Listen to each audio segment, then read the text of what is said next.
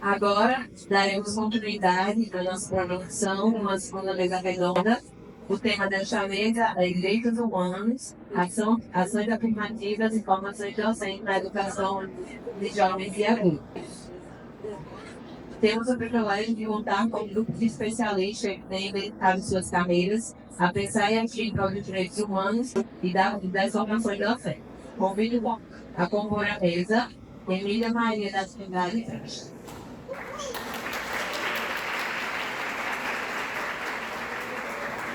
Professora titular da UFPB, com a carreira marcada pela dedicação à educação de jovens e adultos, com experiências nacionais e internacionais, incluindo projetos em países africanos. Fabrícia Souza Montenegro.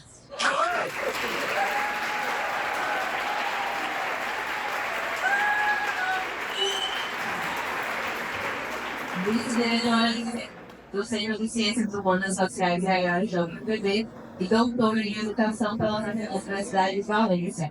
Traz uma importante contribuição nos campos dos direitos humanos e políticas públicas. Lindalva Louveira Nascimento.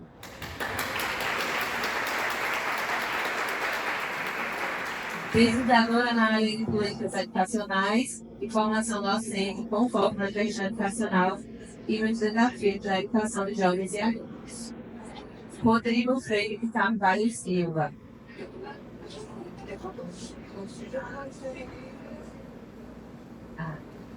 Não pôde estar presente.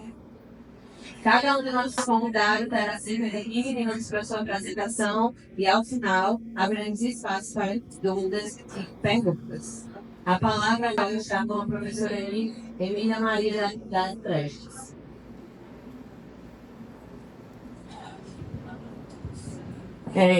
Boa noite.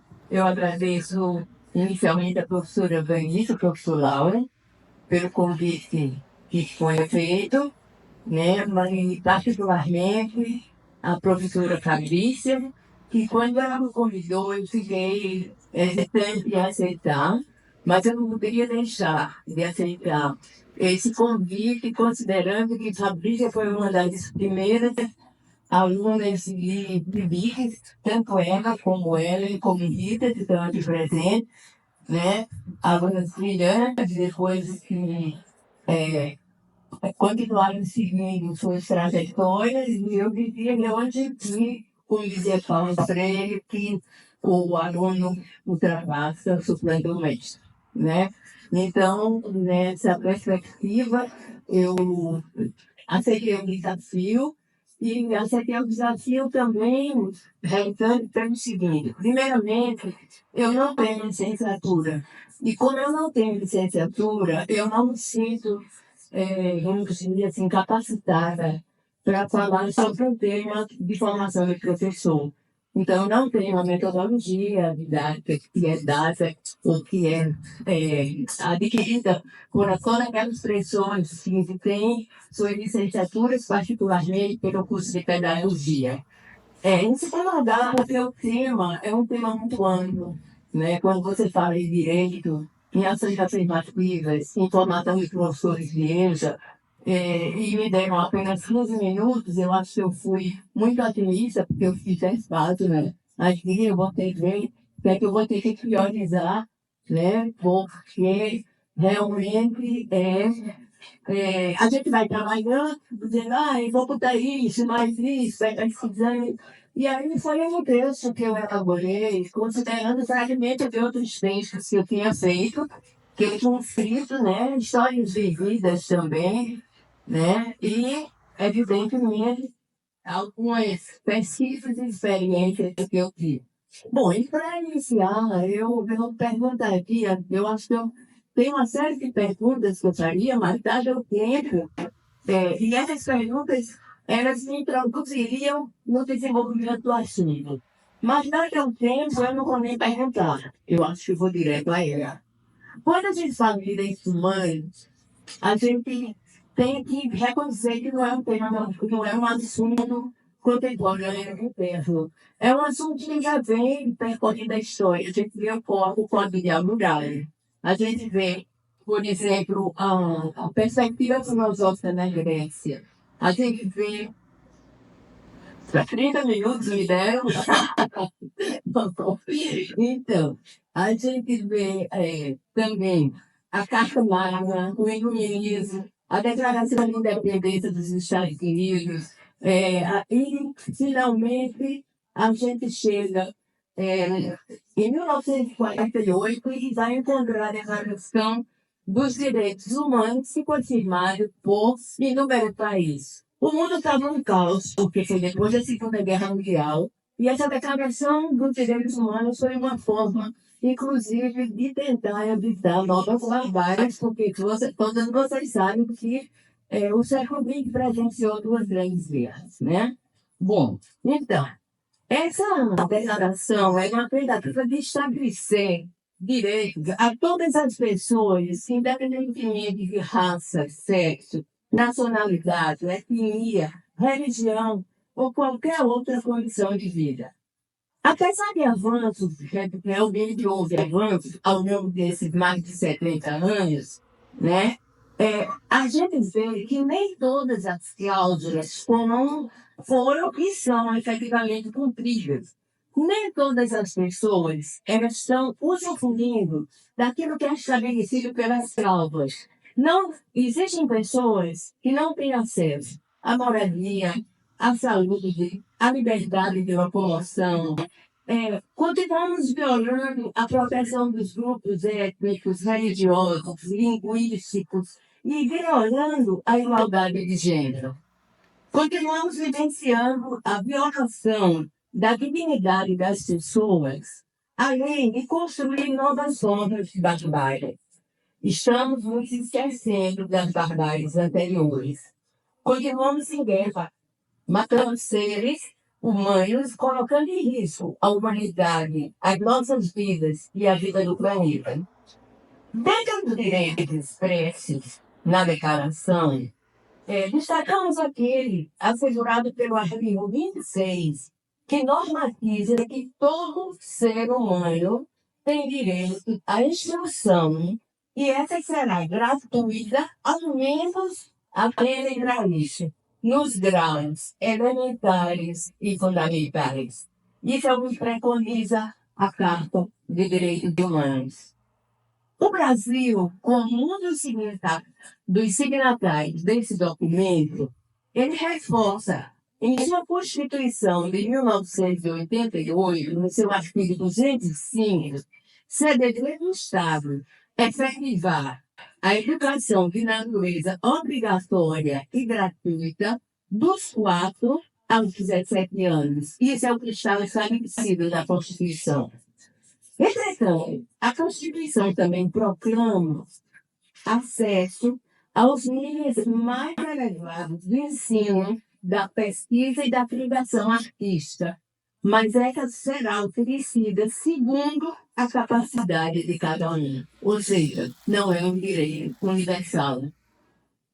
Isso significa que a educação, como direito de todos e obrigação de dever do Estado, se situa apenas nos níveis elementares e a uma idade limite de 17 anos, mesmo quando o Estado ele ultrapassa esse nível de estado de situação ou de idade em se tratando da oferta da educação básica.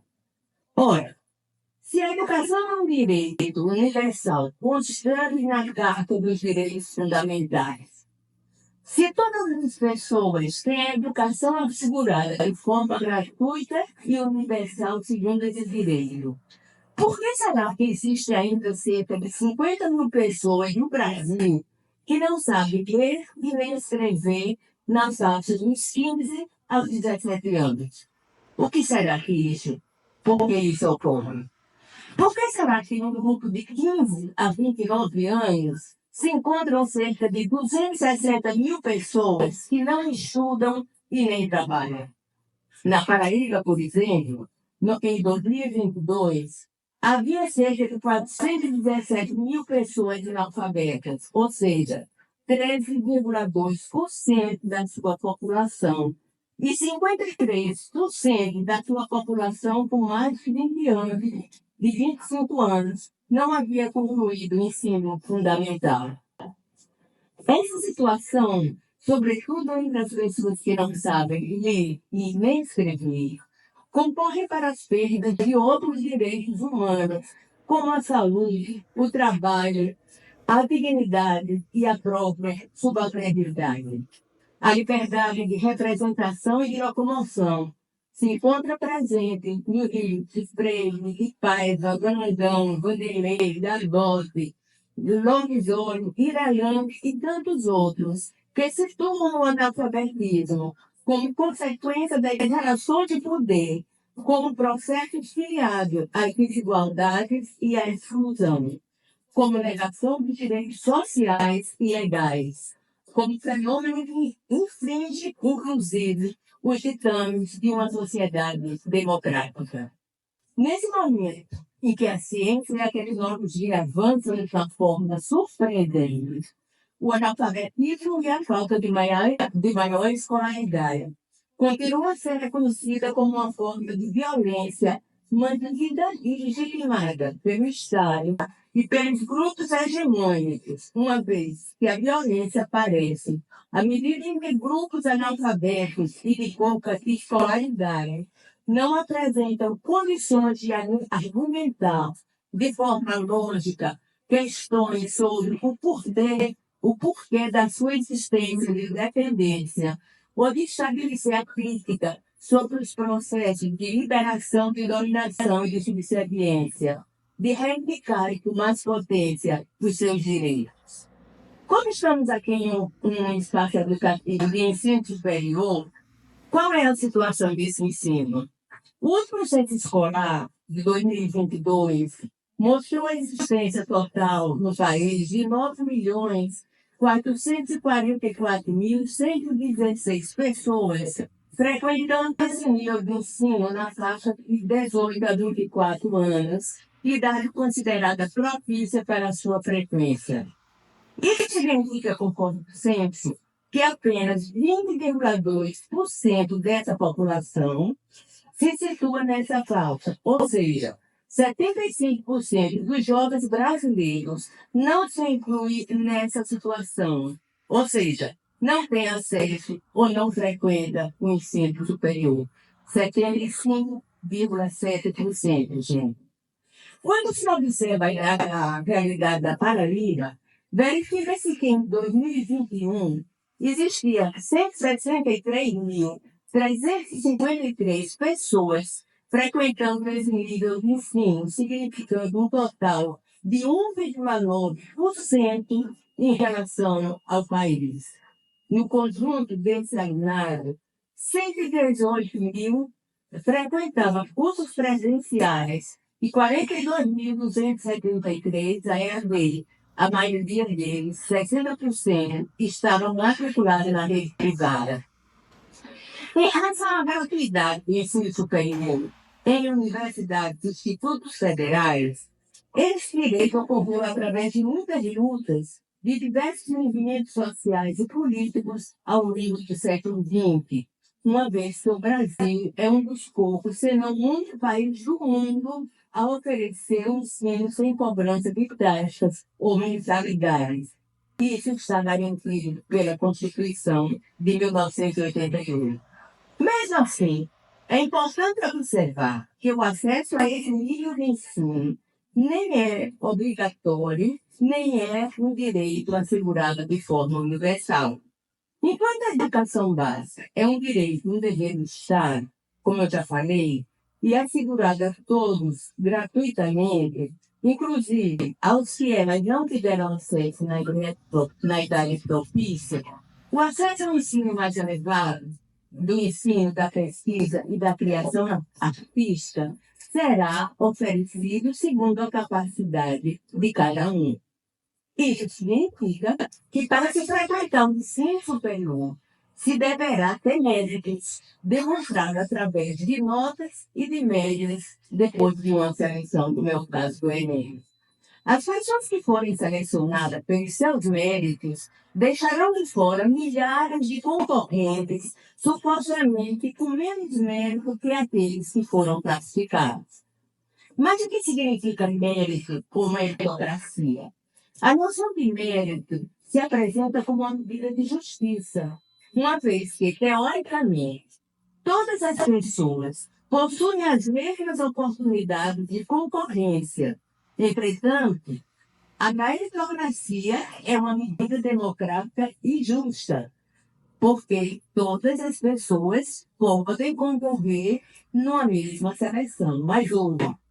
Todas as pessoas têm igual a possibilidade de estudar e entrar na universidade. Entretanto, só entram aquelas que apresentarem mérito.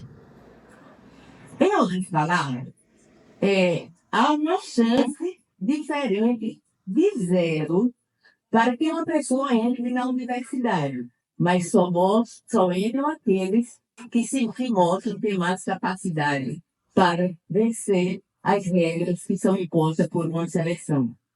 Em realidade, à medida que uns conseguem alcançar ou ingressar na universidade, se está eliminando ou excluindo desse direito à educação todas as demais pessoas que participaram dessa competição, mas que não conseguiram se situar nas vagas de oferta. Trata-se de um processo de inclusão daqueles que têm mérito e, ao mesmo tempo, de exclusão daqueles que não apresentaram o mérito supostamente requerido. Uma minoria, então, entra nessa universidade, excluindo uma maioria que fica fora. Em um brilhante artigo de um grande querido amigo da Universidade de Valência, conhecido da nossa querida Fabrícia, Tony Benedito, esse comenta que a educação é um processo que possibilita as pessoas ter mais ou menos poder. Que adquirir mais ou menos poder, melhor ou pior saber, permite formular problemas e, inclusive, resolver. Permite analisar a realidade, transformá-la e potencializar a mudança, inclusive ter acesso aos bens que são produzidos na sociedade. Um dos grandes motivos que concorrem para esse tipo de exclusão educacional e, consequentemente, de outras formas de exclusão é causado pela desigualdade material e social, que tira de uma pessoa o direito de gozar daquilo que o outro usufrui. Mas, considerando que esse fenômeno é causado pela desigualdade, e se essas são estruturais muito difíceis de serem solucionadas, o que se pode fazer quando se trata da oferta educacional? Entende-se que uma das formas de combater a desigualdade educacional, no caso do ensino superior, é aplicar-se medidas de equilíbrio social, ou melhor, de ação afirmativa. E agora passo para o segundo eixo. Entende-se como ação afirmativa políticas sociais de combate à discriminação étnica, racial, religiosa, social, aplicadas para promover a participação de grupos tidos como fragilizados. Algo que compõe as normas do direito humano ao estabelecer padrões diferenciados de avaliação na seleção para diminuir as discrepâncias e as injustiças através de sistemas de cota, uma vez que o ingresso não é universalizado, como já comentamos. Essas medidas adotadas no Brasil nos anos 90 consolidou-se em 2012 através da Lei 1212/711, que estabeleceu que 50% das vagas nas instituições de ensino superior devem ser destinadas a alunos fragilizados socialmente e culturalmente, por sua condição de origem de escolaridade, sexo, raça e etnia. A ideia é de que funcionem como um mecanismo de justiça e de oportunidade e de igualdade educacional. Mesmo assim, o processo de exclusão continua a ser adotado nessa seleção, uma vez que são eliminados todos aqueles que atingiram o limite de vagas oferecidas. Mais uma vez, o mérito continua funcionando como medida de inclusão e exclusão, mesmo quando aplicada no âmbito das ações afirmativas. Como professora da UFPB, venho acompanhando alunos oriundos de escola pública ingressando na instituição pelo sistema de cota. Alguns desses alunos destacam-se de forma brilhante no decorrer de seus cursos, situando-se em condições de ser selecionados pelos mecanismos do sistema social, ou para servir do sistema escolar para servir socialmente, pelos seus méritos. Outros, entretanto, infelizmente, abandonam os estudos antes da conclusão e não voltam à universidade, muitos devido às suas condições econômicas. O fato de alguns cortistas abandonarem seus cursos tendem a justificar o argumento daqueles que são contra a adoção da ação afirmativa, fortalecendo a convicção de que o ensino superior gratuito na universidade deve ser oferecido apenas àquelas pessoas que possuem mérito e se destacar pelo esforço e a dedicação, superando os obstáculos apresentados cotidianamente.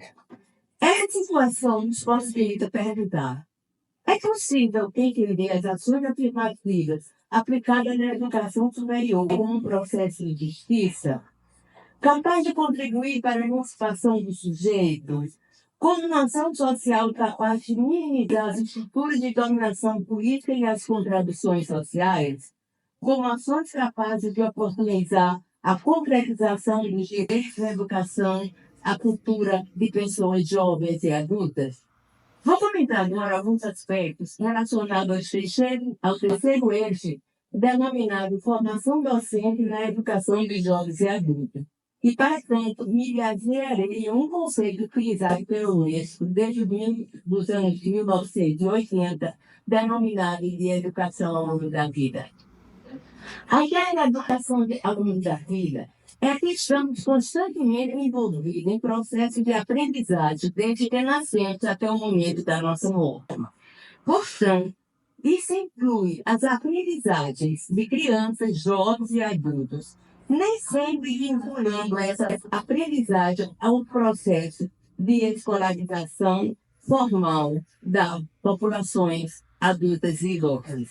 Aprendemos, portanto, cotidianamente em todos os espaços, durante todas as nossas vidas, na escola, nas igrejas, nas baladas, nos filmes, em todos os lugares, todos os momentos nós estamos aprendendo.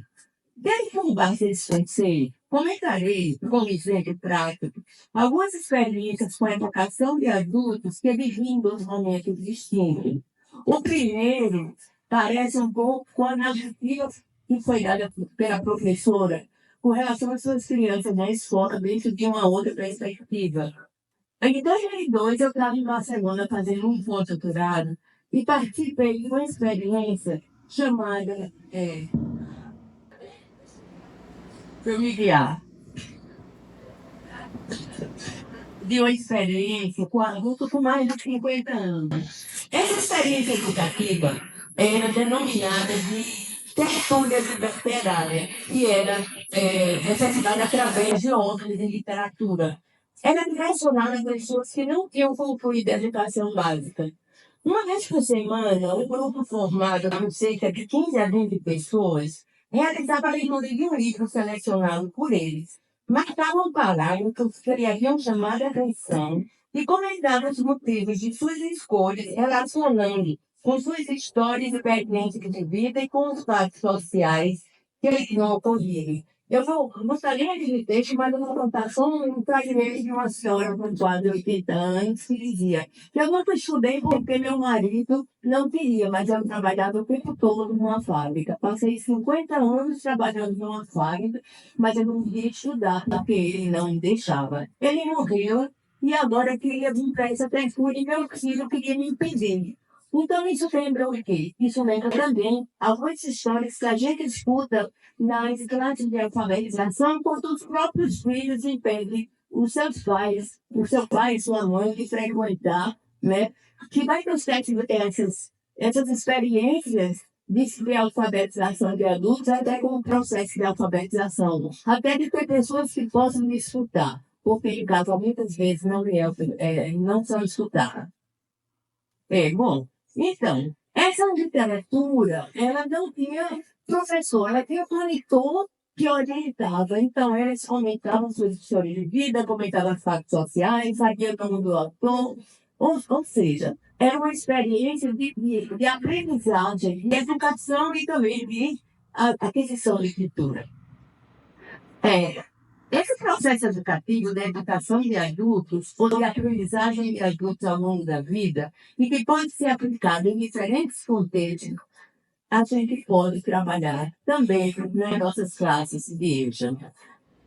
Muitos anos depois, voltei à Espanha, a Valência, para realizar uma pesquisa com foco em educação de adultos na perspectiva ao longo da vida.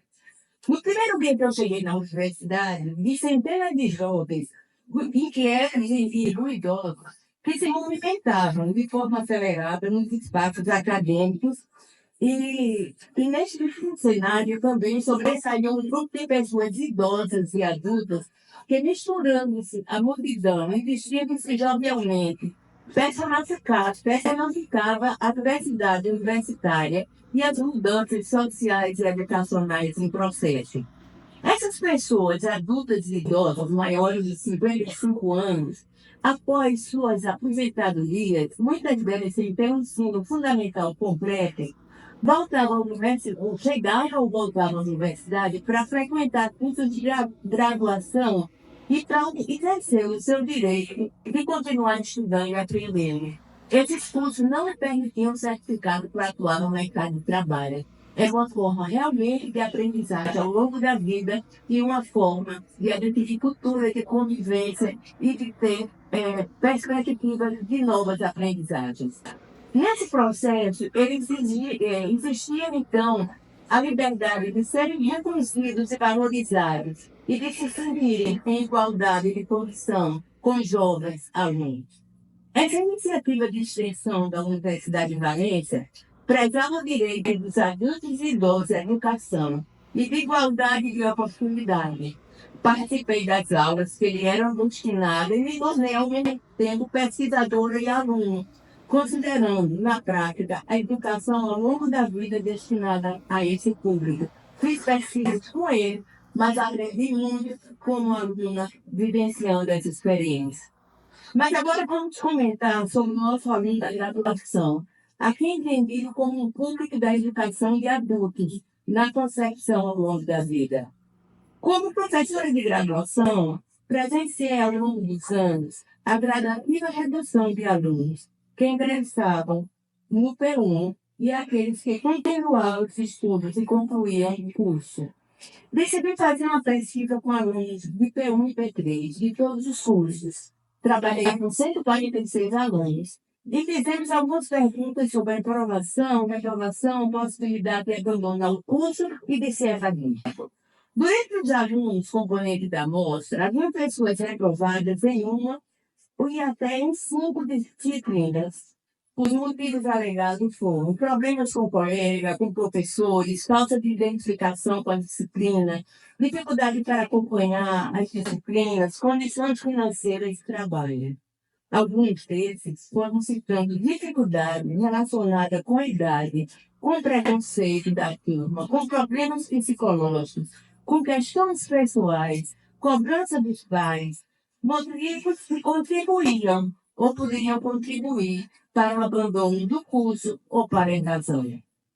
Possivelmente, muitos desses alunos são voltados para a retenção, evasão ou abandono do curso superior. Também se aplica nos cursos de EJA, na modalidade de ensino fundamental ou médio, ou na alfabetização de adultos e idosos. Creio que o nosso grande desafio como professor, em qualquer que seja o nível de ensino, é o de encontrar caminhos alternativas, de incentivar, motivacionar, impulsionar o aluno a aprender e aprender bem os conteúdos programados. Mas também creio que esses conteúdos devem ser interessantes para a vida e para o viver desse alunado. Creio que devemos organizar projetos de ensino e de aprendizagem, capazes de propiciar ao aluno e a nós mesmos, professores e professores, novos desafios e novos conhecimentos. Por fim, a pergunta quase provocadora que faço é: Como nós, professores, podemos organizar nossas aulas, nossos conteúdos, nossas metodologias nessa direção para incentivar esse aluno? Será que apenas a formação ou uma maior população, sem investir em inovação, é suficiente para que possamos impedir ou diminuir o fracasso escolar, a pouca aprendizagem do alunado, a retenção e a evasão? Será que nós não precisamos nos reinventar e reinventar nossas didáticas e metodologias?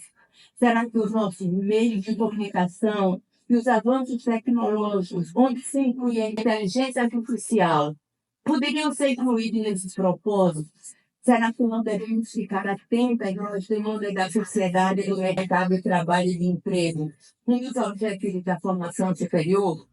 O nosso grande desafio como professor, independentemente da nossa formação, parece ser o de propiciar ao alunado conhecimento que permita adquirir bens materiais e não materiais, produzidos pela sociedade, bens voltados para a cidadania e para o trabalho. Condições de reflexão e posicionamento sobre as relações entre direito, educação e desigualdade, que sejamos capazes de despertar no aluno interesse ou maior interesse sobre os benefícios da educação e suas complexas relações. Em um momento como o atual, onde vivemos situações de riscos e de insegurança em todos os níveis, devemos nos questionar sobre o papel da educação para assegurar direitos humanos a todas as pessoas, assegurar, inclusive, o direito de que possamos viver o nosso presente e o nosso futuro como espécie humana. Por fim, quero deixar o meu reconhecimento e solidariedade para o trabalho desenvolvido por todo professor e professora de todos os níveis, pois, apesar de enfrentar tantas cobranças, de ter tantas lutas, de vivenciar cotidianamente em sala de aula uma realidade heterogênea e desafiante, abraça a causa educativa com idealismo e bravura, oferecendo a grupos de pessoas diferentes e diversificadas saberes e conhecimentos relacionados com os seus direitos à educação e suas aprendizagens ao longo da vida. Muito obrigada.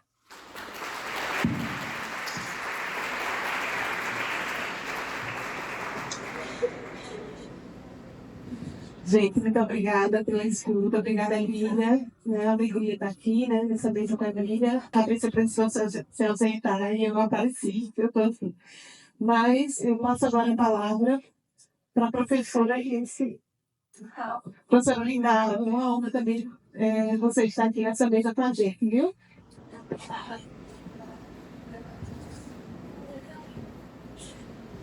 Boa noite a todos e a todas. Em nome do professor Lauda, da professora Conceição de Saúde da Mesa, a todos os presentes, aos meus professores da Rede Municipal de Areia. Eu sou Lindalva, coordenadora da Educação de Jovens e Adultos da Rede Municipal de Areia, e vou falar um pouco sobre esse tema, direitos humanos e formação docente, promovendo a educação de jovens, adultos e idosos. Quando pensamos em direitos humanos, vem à nossa mente diversos temas. Pensamos em equidade, pensamos em igualdade, pensamos em democracia, pensamos em cidadania e diversos outros temas. Mas o que de fato são direitos humanos? Direitos humanos são direitos universais, aqueles que garantem a dignidade humana. É o trabalho com humanização que garante condições de humanidade, que garante o respeito ao próximo e toda essa linha intrínseca entre dignidade e respeito. E de todos os direitos humanos, o direito que a todos deve ser dado como prioridade, como garantia e como dever do Estado é o direito à educação. E pensando nesse direito da educação, pensamos também nas políticas. E existe um distanciamento muito forte entre o planejado e o realizado na EJA, né? Que nós, na rede municipal de Areia, já chamamos EJA, porque também existe o idoso na EJA. Nós temos uma aluna de 92 anos, uma aluna muito ativa na sala de aula. E pensamos esse distanciamento a partir de dois movimentos que reforçam pautas antigas de lutas pela garantia do direito à educação, que é a história da secundarização e visibilidade da EJA. Muitas atitudes, muitas ações governamentais, muita falta de planejamento, de respeito, deixar a EJA como uma modalidade muitas vezes tratada pelas redes de ensino, pelas escolas, em segundo plano. Então, é como se a EJA não fizesse parte de uma rede de ensino, como não fizesse parte de uma escola. Então, também existe a fragilidade de pensar uma agenda globalmente. Esse direito à educação para a EJA ainda não é um direito que é respeitado de uma forma universal. E pensamos a EJA a partir da função social. Então, existem três vertentes a serem pensadas. A primeira, ela tem uma função reparadora. Então, ela quer corrigir um passado de direitos negados, um passado onde muitas pessoas não tiveram oportunidade. Então, ela tenta fazer esse resgate, trazer essa oportunidade. A segunda vertente que nós pensamos uma função equalizadora. É uma função que ocorre no presente, é uma função de equidade, de dar condições iguais aos desiguais, né? E também pensa-se numa função qualificadora, uma função voltada para o futuro, voltada para uma formação, voltada para uma qualificação, que o aluno terá uma formação acadêmica a partir de sucesso escolar. E esse sucesso escolar é o maior desafio da EJA, porque a EJA ela caminha com muitos desafios, entre eles o desafio da evasão. A evasão se dá por diversos motivos, mas é aquele professor na sala de aula que está lutando contra questões pessoais do aluno, que o afasta, que o distancia da sala de aula, está lidando também com o cansaço do aluno e, acima de tudo, precisando tratar dessa motivação para que ele permaneça. Dar condições de acesso não é o suficiente. É preciso também políticas de ação afirmativa que garantam a permanência na sala de aula com humanização e com qualidade de ensino. Quando se pensa no cenário da EJA, na rede municipal de Areia, nesses últimos 4 anos, fazendo balanço da nossa realidade, pensamos que estamos avançando a partir de 4 vertentes. A primeira, a oferta, quando esta modalidade não era mais oferecida em nossa rede por questões políticas há muitos anos. Pensamos também no currículo. Nossa rede tem uma matriz curricular diferenciada e voltada para a realidade dos nossos alunos. Pensamos também na legalidade. Através de uma lei municipal, criamos um ensino semipresencial, onde, através desta legalidade, conseguimos que o aluno ele passe menos tempo em sala de aula e, assim, nós temos evitado uma boa parte da evasão escolar. Mas a evasão escolar ainda existe, ainda não conseguimos ultrapassar esse desafio. E em termos de matrícula, fazendo um comparativo, começamos em 2021 com 750 alunos. Hoje, em 2024, nós já temos 675. Desde 665, temos alguns que, por alguma razão, não está na sala de aula. Para isso, a gente pensa em outras ações de trazê-los. E com relação à nossa prática de ensino, nós temos também trabalhado a partir de 4 vertentes. Primeiro, pensamos no acolhimento, acolher o aluno. Questões de socialização, de interação e de integração. Então, quando a gente faz o trabalho, onde a gente consegue trazer essa socialização, nós conseguimos um maior engajamento e conseguimos manter nossos alunos. Temos alunos que já tiveram tentativas de suicídio, temos alunos com um quadro de depressão, temos alunos que ficaram muito abalados nesse período pós-pandêmico e desenvolveram essencialmente problemas com ansiedade, e também tentamos buscar um trabalho voltado para o socioemocional, que a partir disso temos conseguido engajar mais nossos alunos e trazer um significado de manter os alunos em sala de aula. E para manter em sala de aula, nós pensamos sempre que recomeçar é preciso.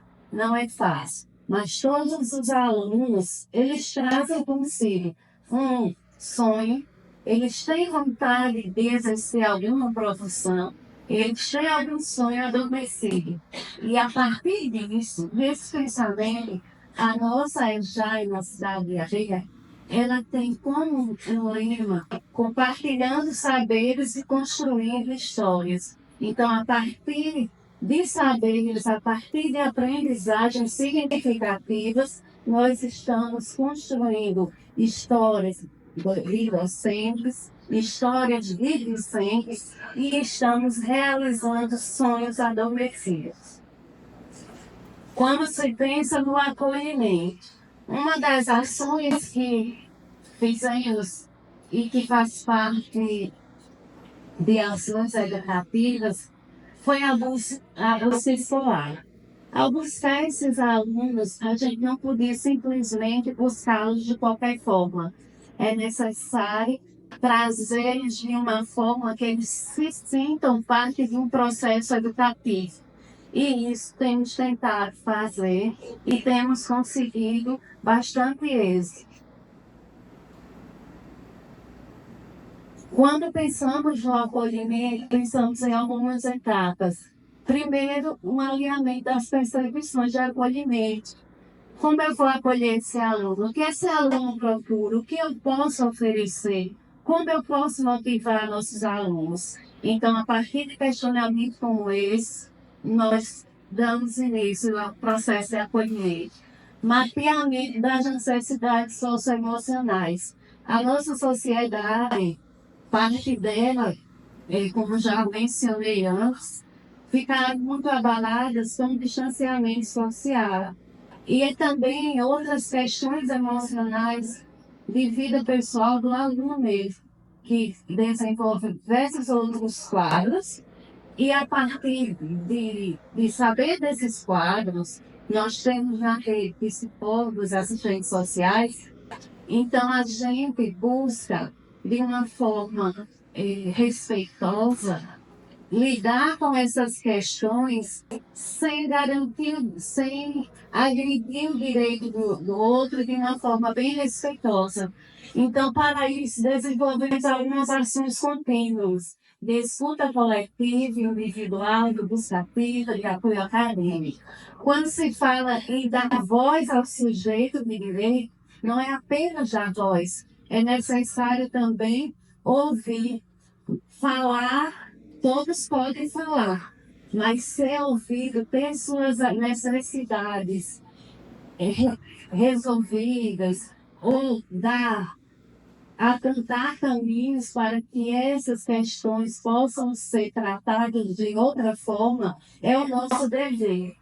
E assim fazemos um acompanhamento das ações. E não são ações pontuais, são ações desenvolvidas ao longo do ano que fazem a diferença. Aulas diferenciadas, eventos são ações bem significativas, porque muitos alunos que frequentam a nossa rede, eles não têm apenas um interesse de formação acadêmica, eles também têm um interesse de contar com o outro.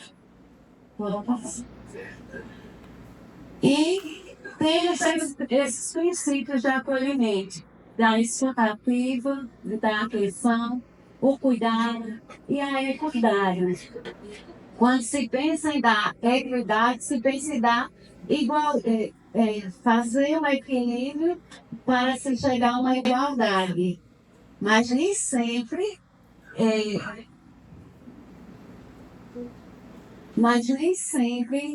esses alunos permanecem.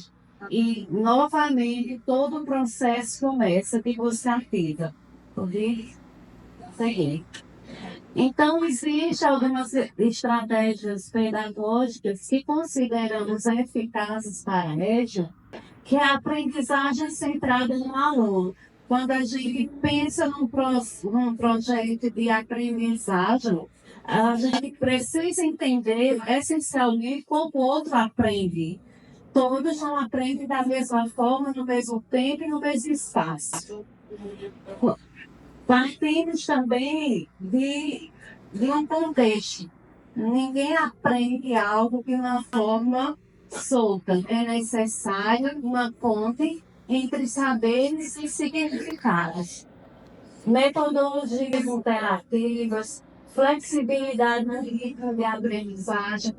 Temos alunos e existem algumas pessoas que elas não têm o mesmo ritmo.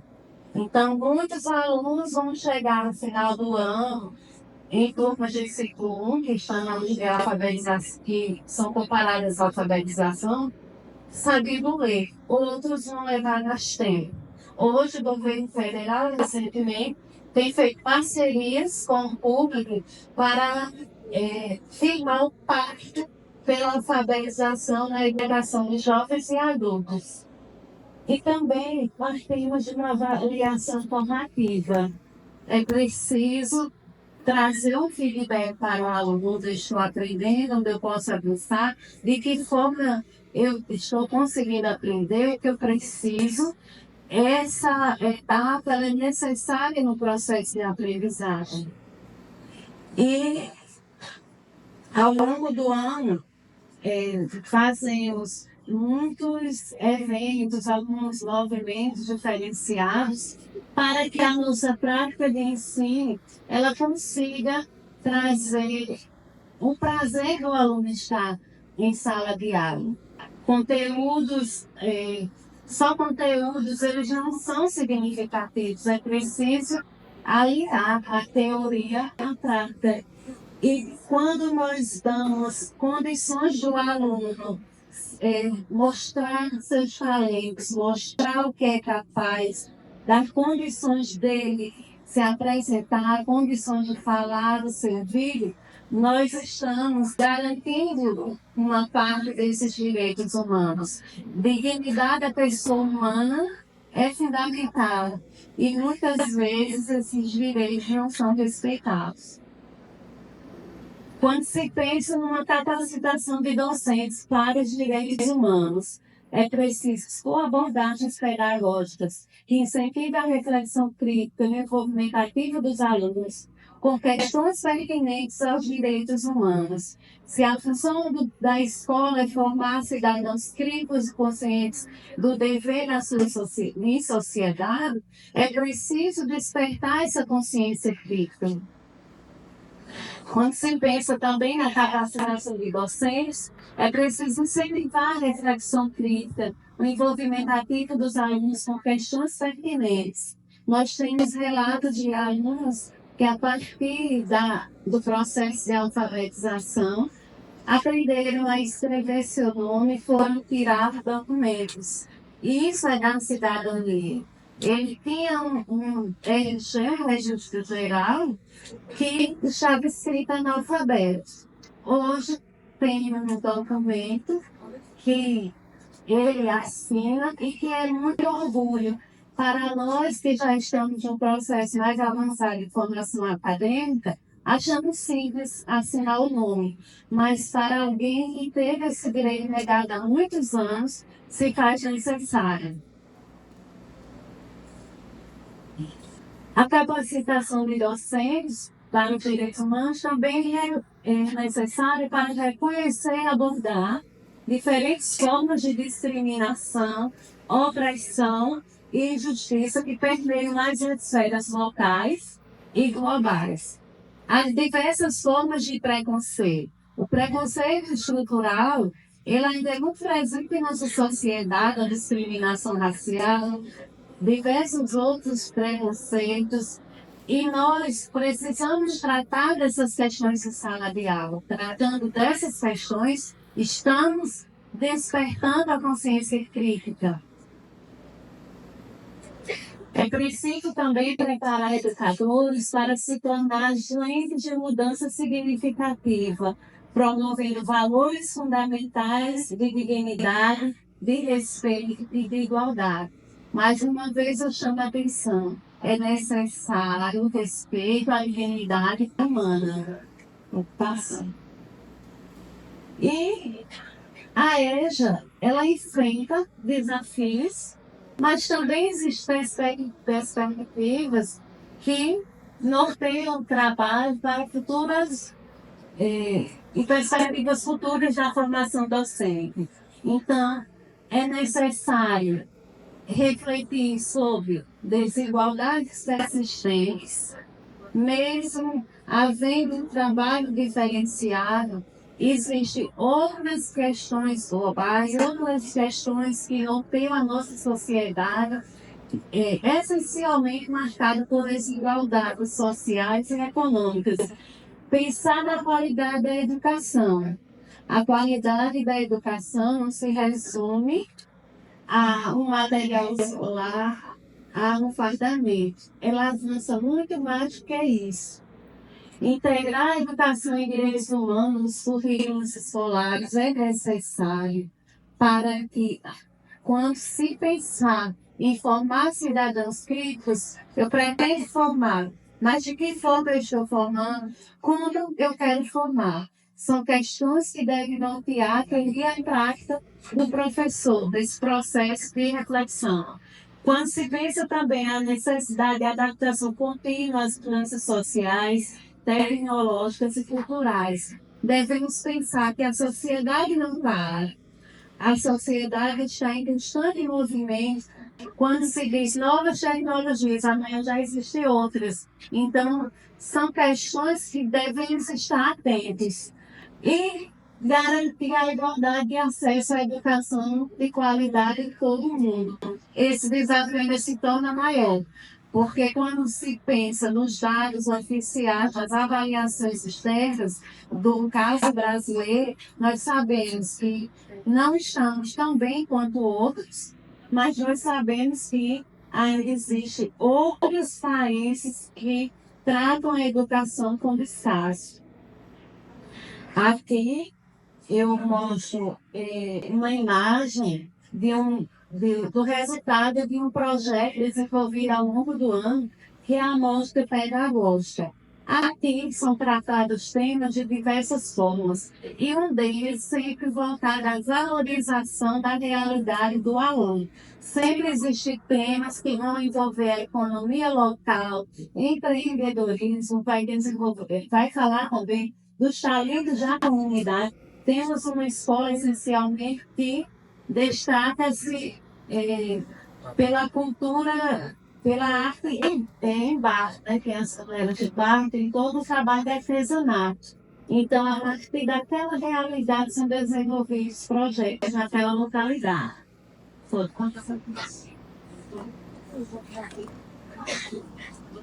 Então, né, trazendo Paulo Freire nesse final da apresentação, se a educação sozinha não transforma a sociedade, sem ela tampouco a sociedade muda. Por esta razão, eu escolhi o direito à educação como o maior ponto a ser tratado quando se pensa em direitos humanos. Aqui eu mostro toda a minha equipe da Rede Municipal de Ensino, a qual eu coordeno na educação de jovens e adultos. Algumas referências que eu abordei ao longo da nossa apresentação. E a todos o meu muito obrigada. Agradeço ao professor Lauro pelo convite, agradeço a coordenação do curso de pedagogia, agradeço a todos aqui da universidade. Nós também fazemos parceria com o CCHSA. No ano passado, o professor Lauro, a professora Conceição, o professor Francivaldo estiveram presentes no primeiro seminário da Rede de Ensino sobre a educação de jovens e adultos, onde contribuiu bastante para a formação continuada de nossos professores. Meu muito obrigada a todos.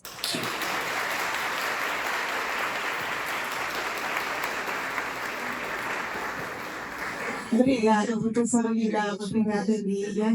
Gente, a gente tem uns minutinhos ainda, né? A gente tem. Eu só queria fazer um breve comentário nas duas falas, né? Quando a gente olha a fala de Emília, ela começa trazendo a Carta Magna, né? Trazendo os direitos humanos. E em seguida ela nos mostra dados reais, né? Da realidade da população que a gente tem do sujeito da época que está fora, né? Tem aqueles que nem estão no livro agora, né? São os famosos nenéns, já ouviu falar, né? E nem também aquelas pessoas da família próxima. Mostra que tem aquelas pessoas que estão fora, né, da educação na idade apropriada do país da lei. Quem é a idade aqui, que eu tenho aí no PT, que já foi também, muito bem. Enfim, quem vai ser também daqui a pouco. Eu fico feliz em ver essa bateria não está lotada, né? Vai estar na gente, mas esse passeio foi feito dos direitos, depois os dados reais que a Amiga traz, e depois ela nos provoca a pensar, né, que estratégias metodológicas, né, pedagógicas, curriculares, nós estamos adotando, né, utilizando para trabalhar a perspectiva desse direito humano que foi pensado desde então, né, para a gente trabalhar com a cultura ética. E aí vem o Dalma e mostra, né, a realidade, mostra como que isso está sendo pensado na prática, né? Eu acho que foi coroou, sabe, Vidal? A fala de Emília com a sua, eu acho que tem sido isso das mesas que a gente tem visto aqui, né? Sempre a gente tem esse lado mais teórico, né, mais crítico, e depois do lado da prática, eu acho que isso é fundamental, né? Porque a gente faz a relação da teoria com a prática.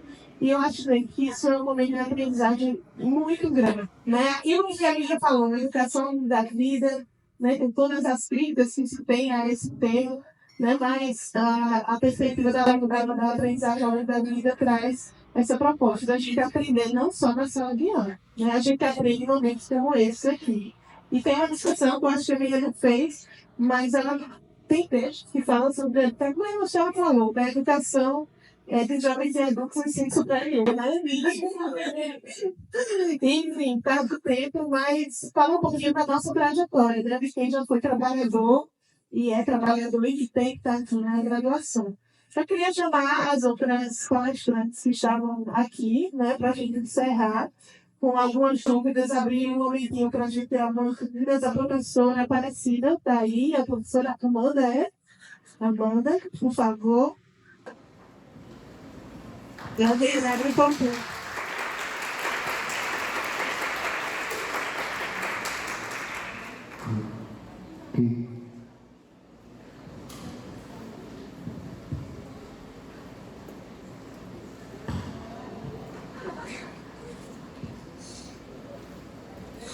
Nós temos alguns minutinhos, gente. Eu queria saber se alguém tem alguma dúvida aqui, né?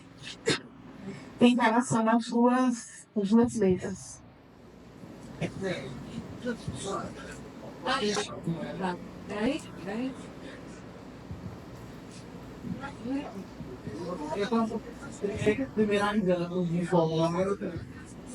Não, eu não lugar de escola. Aqui é o que bom, de cara, assim, que essa boa noite. Eu não vi a fala das primeiras professoras, mas essa mesa tem que a gente conversar de ver que a tua organização estava bem contente em trazer sempre superia, né? E quando a Emília falava, ela dava muito da minha tese, que é sobre políticas para a juventude e sobre o desafio que o Estado brasileiro tem de fazer essas políticas funcionarem. E quando o Estado ele alarga a juventude até 29 anos, não é porque o Estado está sendo bonzinho, é porque o Estado não cumpriu o que ele tem que cumprir, né? Então é preciso a gente pensar que o termo juventude, e quando as políticas, a gente vai encontrar em diversos países, definição diferenciada ao que é a juventude, e a gente vai ver, no caso do Brasil, que houve um estendimento dessa faixa de juventude até os 19 anos, porque o Brasil não tem cumprido pelo deveria ter cumprido, né? Então, é importante a gente ter esse olhar mais crítico, e assim, quando eu fiz a pesquisa do doutorado sobre o programa do Jovem Urbano, eu fui para um evento, e eu estava para a Regina Novaes, professora, aonde estava, só olhando para o estado da Paraíba, os mais de 10.000 alunos que fizeram para o Jovem Urbano na Paraíba, eles chegaram no ensino superior, professora. E o projeto urbano era um programa exatamente para trazer de volta para a escola os alunos que se perderam ao longo da sua trajetória por N questões, saíram da escola, foram excluídos da escola, abandonaram a escola, e era um resgate para que esses alunos retomassem a escolaridade, né? E ela disse, eu não tenho essa resposta. Porque a maior satisfação minha e também trabalhando pelo projeto é saber quem conseguiu chegar aqui nesse lugar. E aí eu queria aproveitar para mais uma vez, que eu não vou estar aqui amanhã, porque eu queria fazer esse registro hoje, parabenizar a comissão organizadora deste evento por essa iniciativa brilhante de trazer quem está na ponta. E aí, professora, parabenizar pela sua fala, porque não se faz política, formação inicial, não se faz educação, ensino superior, sem você olhar para quem está lá na ponta. Porque a gente forma, esse curso forma pessoas que vão atuar na educação básica. Então, se a gente não dialoga com quem está lá na ponta, a gente não está fazendo o que a gente tem que fazer. Então, escutar a sua fala, escutar nesses 2 dias a fala de outras pessoas que vieram de outros lugares, a mesma que hoje de manhã com a professora Socorro Xavier, com as pessoas que vêm da experiência da educação. Então, a riqueza desse evento é exatamente a provocação deste diálogo entre quem faz pesquisa e quem está no chão da escola. Se a gente não tiver a competência de fazer isso, a gente não está formando profissionais para atuar exatamente uma escola concreta. Se você se forma e você não sabe o que você vai encontrar, e aí por isso a sua fala e a fala das diferentes pessoas que falam e passaram por aqui é fundamental. Parabéns mais uma vez, minha gente. Que evento potente, potente, potente. Parabéns.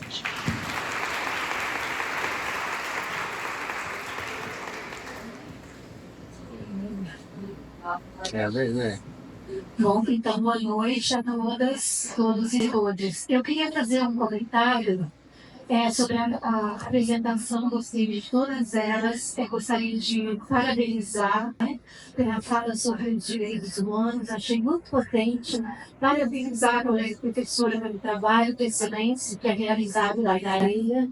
Inclusive, eu acho que numa daquelas apresentações últimas da Combinância, eu estava lá, queria assistir. E realmente foi uma apresentação maravilhosa. Mas a minha fala eu gostaria de dirigir especialmente a outras duas, né, também, com um trabalho excelente, mas a fala da professora Aparecida. Porque eu fiquei pensando um pouquinho, ao comentário sobre a Lei 11.645, que substitui a Lei 10.039. Então, assim, a Lei 11.645, ela realmente foi uma conquista da população afrodescendente, mas eu acho que antes disso, ela foi uma conquista muito maior para nós, população branca, que desconhecíamos esses autores. Eu coloco aqui no sentido da gente pensar num autor que não estava elencado, mas eu estou falando aqui, por exemplo, do Júlio Emílio Braz, que é um autor mineiro, e aí quando você estava falando, Aparecida, eu fui listando algumas obras dele. Gente, ele tem mais de 100 livros publicados sobre a temática brasileira. Então ele tem Pretinha, que é um livro de 1997, que ganhou o prêmio Jabuti, e é um escritor que nós desconhecemos. Aí ele tem Crianças na Escuridão, de 1991, que ganhou, eu fui anotando aquele do papel, que ganhou o prêmio Austria Childrenbook, que é um prêmio muito importante internacional. Aí ele tem Felicidade não tem cor, de 2002, Lendas Negras, depois Saguarigu foi o primeiro livro dele de estreia, que é de 1988. Mas vocês não tinham nem nascido ainda. Então, eu acho que a gente talvez não precise tanto, no contexto brasileiro, de trabalhar com criança pequena, trazer esses livros internacionais, mas olhar um pouco mais para a nossa produção que está aqui e que nós não conhecemos. Né? Então, eu fiquei pensando nesse sentido, porque eu acho que essa lei, ela realmente nos trouxe a nós brancos de pele, né? Esse sentido de se trabalhar com isso.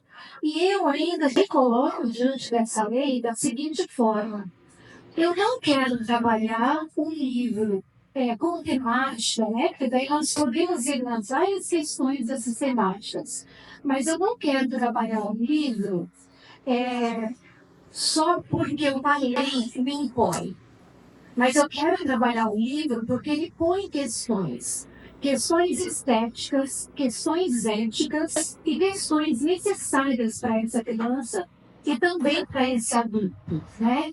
Então, eu acho que a lei, ela pode ser uma camisa de força, entre aspas, necessária, porque senão nós não estaríamos nem trabalhando esses livros hoje, mas a gente também tem que olhar o que esses livros têm de qualidade literária. E aí eles têm cunho em relação à construção da linguagem, em relação a outras tantas questões. E outro olhar também que eu direciono para esses livros, que me interessa muito, porque eu gosto muito de desenho animado, eu sou fã, e de histórias em quadrinhos.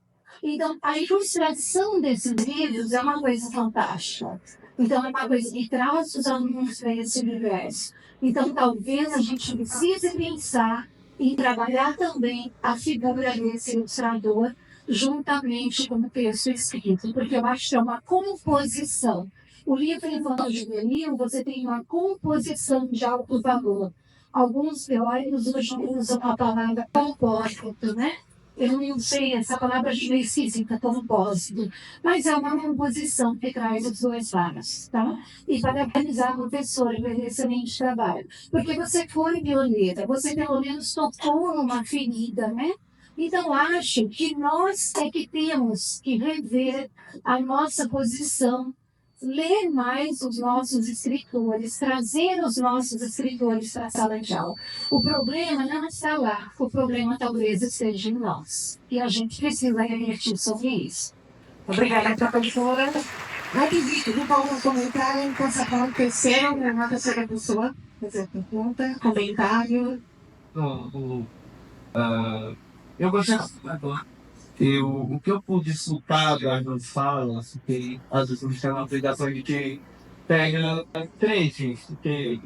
trechos da vida, mas assim, o que eu pude citar das falas, eu achei muito interessante, porque querendo ou não, as duas falas abordam os direitos humanos.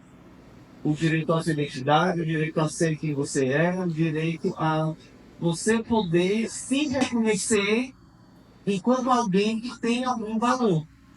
Porque eu sou lá psicologia. Então, quando eu penso a educação, quando eu penso a escola também está dentro do sistema de garantia, também está no sistema de garantia de direitos. Os direitos humanos fundamentais. E que quando se traz uma dimensão da literatura, e essa literatura pensada nesse recorte de raça, você não está só trabalhando na construção da leitura, mas você também está trabalhando na construção da própria identidade, da pessoa poder se reconhecer. Eu tenho algum valor. Porque a gente, quando até na questão lápis de pele, eu preciso um lápis de pele. Que ninguém tem um lápis de pele, então o lápis de pele, na verdade, não era nem, era um rosa. E você botava bem lisinho para ser a cor branca. E quando a criança ela nasce nessa estrutura, ela se desenvolve nessa estrutura, os próprios conceitos que ela tem dela mesma acabam sendo deturpados. Porque ela sempre vai estar na posição de papel, ela sempre vai estar na posição de menos-valia, ou vai ser valorizada só por alguma coisa relacionada ao corpo. Você não pensa. E o que você não pensa, você é totalizado. O que você não pensa, você é totalizado. E os seus direitos não são garantidos. E aí quando a outra fala, começa pensando no Código de Moral e nos direitos humanos, eu acho melhor que a gente pense no direito humano, que são diferentes do direito do cidadão. Porque o discurso da cidadania na minha perspectiva é um discurso muito limitante. Por quê? Porque dependendo do caso, alguém é um cidadão. E aí eu venho junto da música do cidadão, porque sempre tem um cidadão que diz que você não pode olhar esse prédio. Ou você está desligado ou está tendo votar. Tem um cidadão que diz você não pode estar nesse espaço. O discurso da cidadania é quem é o cidadão. E muitas vezes a grande parcela da população não está nesse local. Os pobres, presos, favelados, muitas vezes não são tidos como cidadãos, não têm seus direitos humanos reconhecidos, enquanto homem branco, professor universitário, eu sou um cidadão. E aí são coisas que se fazem pensar e que ligam essa discussão. Você tem um livro que vai trabalhar a identidade de crianças pretas, negras, agora não lembro qual é a nomenclatura, você diz, você é alguém. Você tem direitos. A Declaração dos Direitos Humanos deveria servir para você também. Daí era isso. Gostei muito do que eu quis citar. Eu não sei se foram comentários, né? Foi pergunta, vocês sentiram que teve assunto. Então eu queria agradecer a cada um. Não, só comentar. Teve não, foi só cobramos. Sugestão, né? Fazer uns dois minutinhos de final, Agradecimentos para comentar.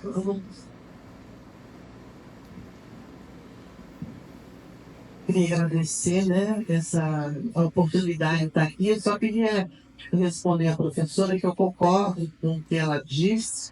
Conheço o Júlio Emílio Braz, poderia ter trazido também Joel Agostinho, que é outro mineiro que tem livros para criança. Júlio Emílio se dedica mais ao infanto e juvenil, por isso que eu fiz um recorte mais de livros juvenis e infantis, né? Mas, enfim, concordo com o que você disse aí muito. Então, assim, agradecer a oportunidade de estar aqui, de jogar nessa mesa, né, de ouvir essas pessoas, de compartilhar esse momento.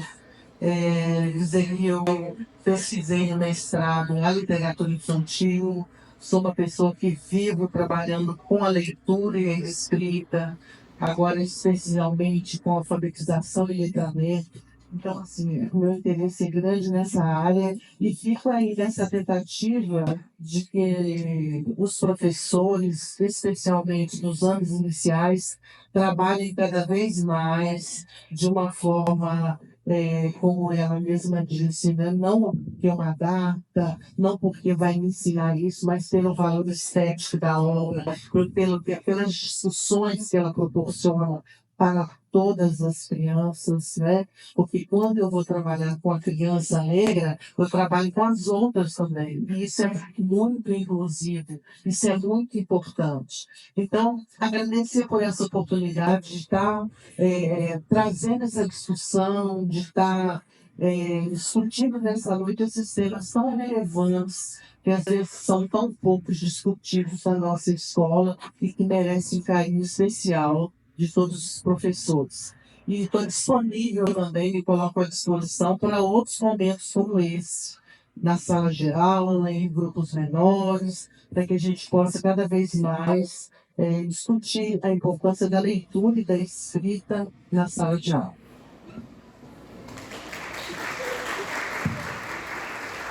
Eu quero agradecer também o convite, a atenção de todos. É uma emoção, na verdade, muito grande voltar aqui depois de 12 anos, né? Terminei a pedagogia aqui em 2012. Tá vivenciando esse encontro, né, Geraldo, que a gente do início sofria bastante para organizar. Geraldo sempre ali com a gente e a turma, as duas turmas pioneiras sempre foram engajadas nesses eventos. Aquela dificuldade, estava lembrando aqui que a professora nem pensou na admitia para fazer o certificado. Imprimir o certificado em casa, deixava de fazer. Então, assim, foi muito bom voltar aqui, estar discutindo com vocês e ver também esse evento voltar a viver, porque eu senti falta, enquanto professora, e que ele não estava acontecendo. Então, assim, muito obrigada, foi maravilhoso.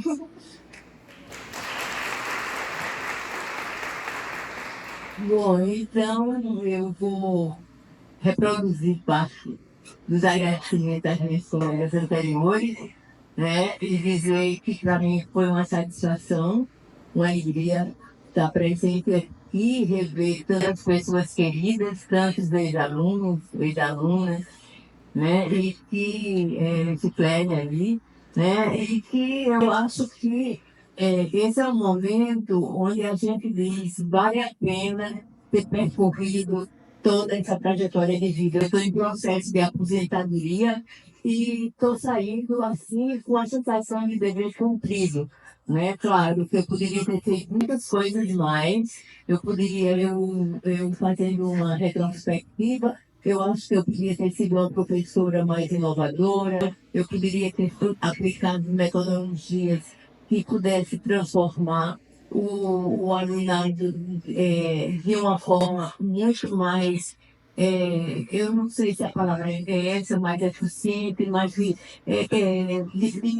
aproveitar o espaço da universidade como o espaço da sua casa, né? De evitar que muitos alunos se evalissem, porque isso eu não consegui fazer. A maioria das vezes eu não consegui fazer. Mas quando eu vejo, por exemplo, Clélia, Fabrícia, Ritinha, sentados aqui e sendo, inclusive, dirigentes dessa casa. Eu digo, bom, pelo menos alguma coisa se salvou nesse meu processo de formação de alunados. Muito obrigada.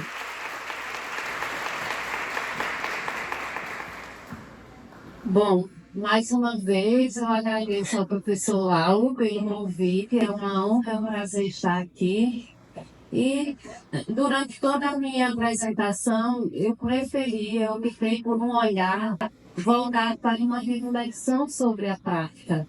Refletir sobre a prática de ensino, sobre a formação docente, pensar na profissão, pensar em profissionalidade, são temáticas que devem estar presentes na formação do pedagogo. Eu sou pedagoga de formação e foi nessa área que eu escolhi toda a minha vida acadêmica. E é um prazer ter trazido os professores da rede, né, essencialmente aqueles que lidam com a educação de jovens, adultos e idosos, para que participassem desse momento de formação continuada, de formação docente, que se faz necessária. É sempre bom pensar na teoria, aprender a teoria, pesquisar sempre, porque a sociedade ela não para. outras abordagens de ensino, outros pensamentos, outros educadores irão surgir e se faz necessário para que paremos para pensar na prática do ensino, que estamos oferecendo, o que temos a oferecer e como podemos transformar a educação. Estas são minhas palavras e todo o meu agradecimento sincero a todos vocês.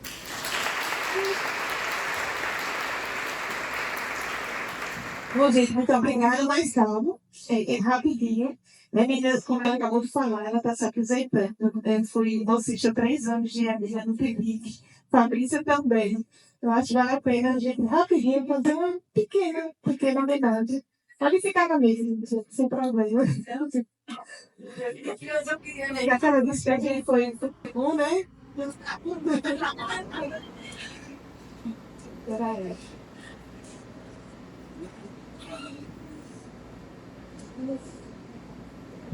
Então, minha gente, quando eu vi umas projetos de Emília que ela ia se aposentar, eu não diretamente, mas umas fotos lá, e assim, não acredito, porque faz tempo que a gente queria homenagear por tudo que ela representa para a gente como professora.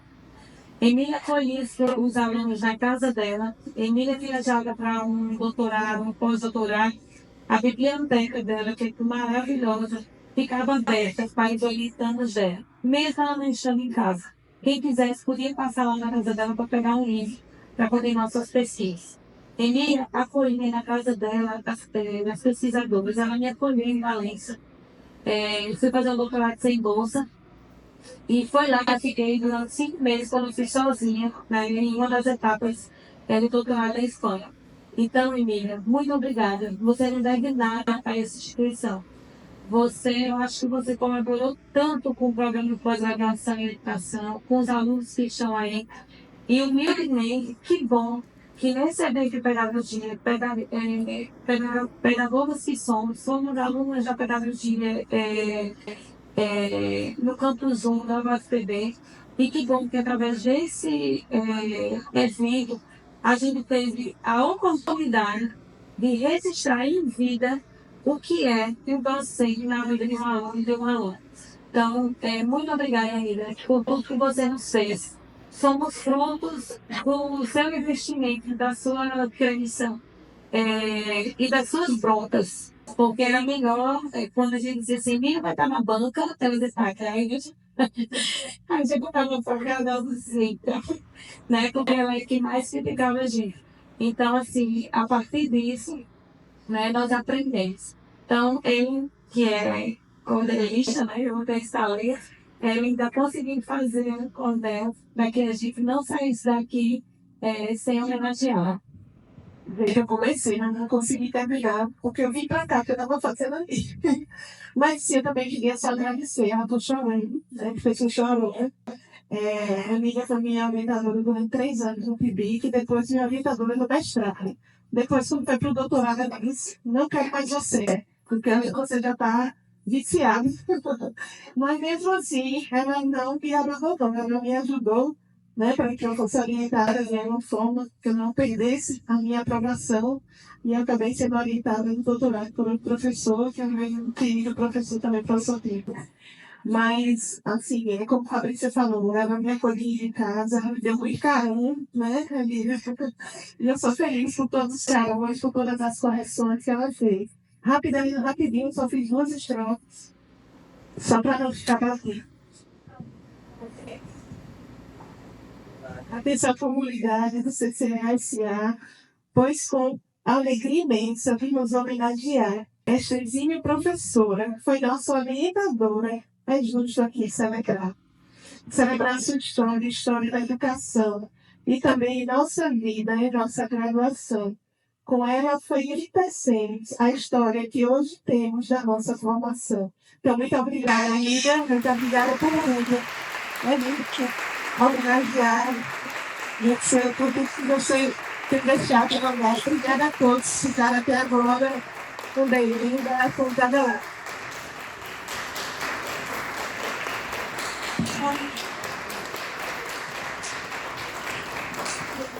Gente, por essa eu não esperava. Realmente eu tinha dito que estava saindo da surdina, que eu não queria nenhuma homenagem do meu departamento, do meu centro, porque eu acho que quando a gente termina o que eu fiz porque era a minha obrigação. Eu fui paga durante tantos anos exatamente para dar o mínimo a determinadas alunas que realmente tivessem mérito de tivesse o mérito, né, de concluir brilhantemente. E mesmo aqueles que não chegaram a um top, eu guardo todos eles com muito carinho. Então, muito obrigada, Fabrícia, muito obrigada a ela. Para mim é uma emoção e um prazer. Muito obrigada.